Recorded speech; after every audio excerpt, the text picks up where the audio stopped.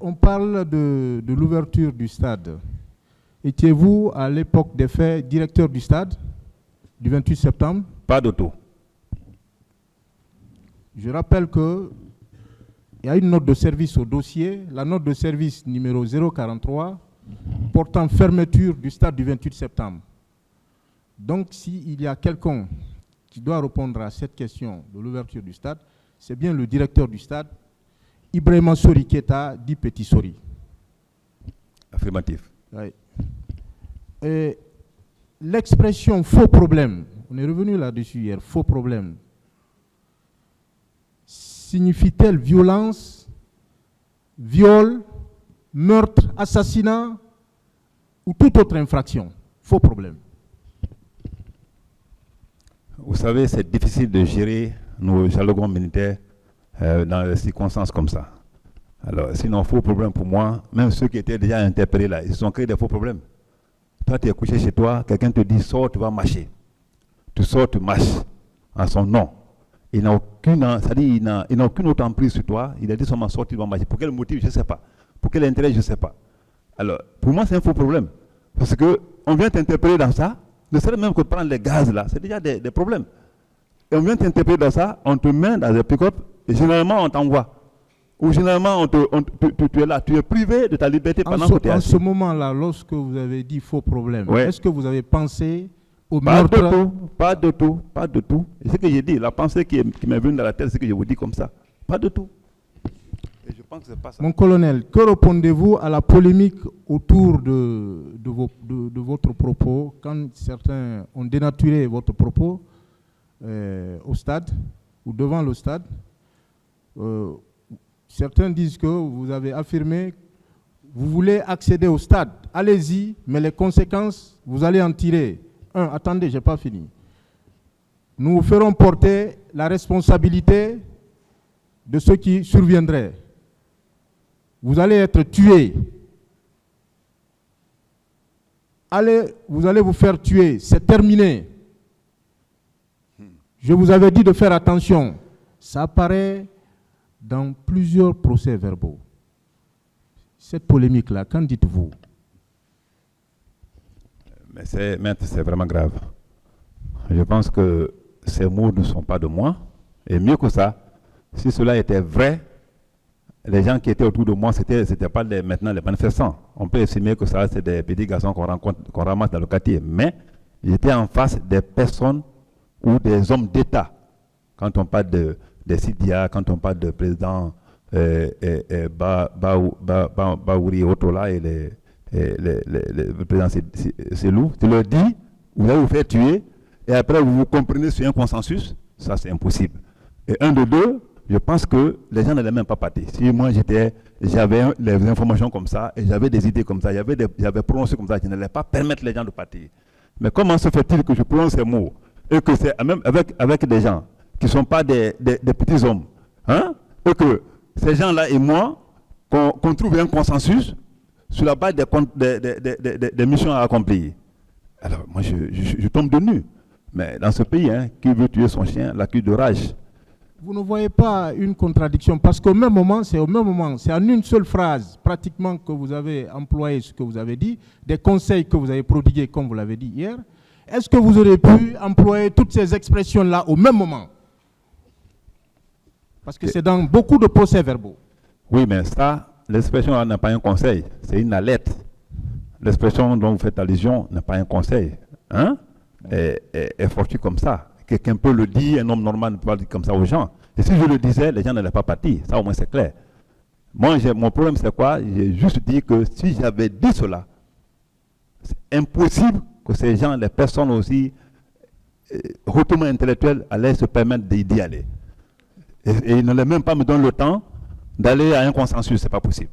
Mon colonel, est-ce que vous auriez pu dire au même moment, vous allez vous faire tuer, vous allez endosser la responsabilité, et c'est terminé. Toutes ces expressions-là qui ont été employées dans les procès-verbaux, est-ce que au moment X, vous auriez pu employer toutes ces expressions-là à la fois? Pas du tout. Vos propos est-ce que vos propos en ce moment-là étaient constitutifs de menaces? On s'est juste conseillé en grand frère et jeune frère. Je pense qu'il n'y avait aucun mot menaçant, selon moi. Est-ce que ces conseils signifient que, comme il est indiqué dans l'ordonnance de renvoi, que vous aviez connaissance que des exactions allaient être commises au stade du 28 septembre? Est-ce que ces conseils, vos conseils, les conseils que vous avez donnés, est-ce que ces conseils signifient que vous aviez connaissance d'une planification quelconque, d'un massacre quelconque au stade du 28 septembre ce jour? Pas de tout. Et si je le savais et si j'avais une information déjà, moi-même je n'allais pas venir. Ça au moins c'est clair. Je ne suis pas aussi bête que ça. Est-ce que, parce que là aussi, il y a des difficultés, il y a des confusions, vous pouvez faire une présentation sommaire du stade du 28 septembre à partir de l'esplanade, hein, le portail, la cour, parce qu'il y a une cour dans une cour, ce qu'on ne comprend pas, les gradins, hein, la pelouse. Est-ce que vous pouvez procéder et jusque là où vous êtes venu, quand vous êtes rentré, là où vous êtes venu récupérer certains leaders?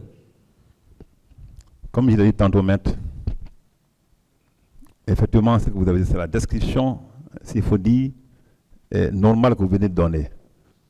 Il y a d'abord l'esplanade, après un grand portail. Quand vous ouvrez ce grand portail-là, vous tombez dans un vide, où il y a même des bâtiments de sport, il y a même les gens qui y logent. Donc ça, c'est la cour de stade. Tout ça, là, les gens appellent stade. Et après, vous avez une autre cour à l'intérieur, où se trouve la pelouse, où se trouve même le gradin, comme vous le dites, tout.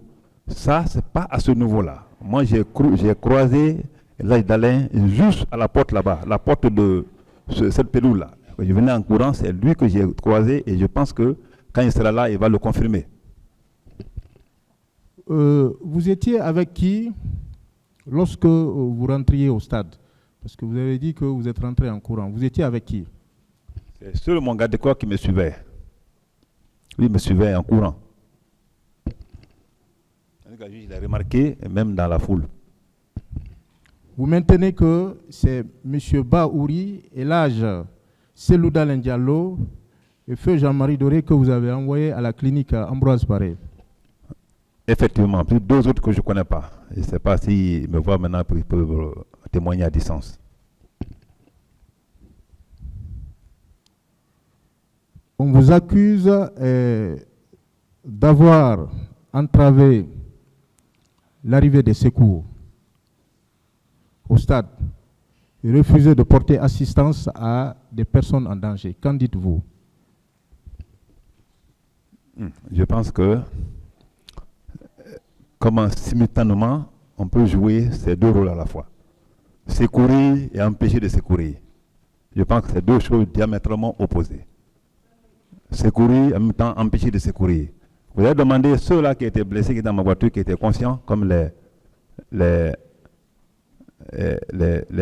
Baouri, quand vous leur demandez, et ils vous diront que quand on a sorti, le seul arrêt qu'il y a eu à faire, c'était avec j'ai vu que c'est que les policiers qui venaient. Je les ai dit que là-bas, c'est au stade, tout le monde était venu avec ses hommes, il y avait des problèmes. Et ceux-là sont blessés, je les envoie à l'hôpital.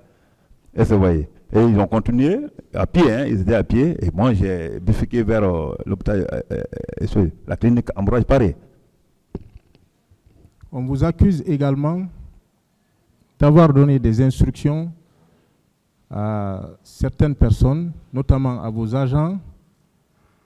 Est-ce qu'à un moment donné quelconque, un seul agent a été présenté et qui a reconnu avoir reçu de telles instructions de vous?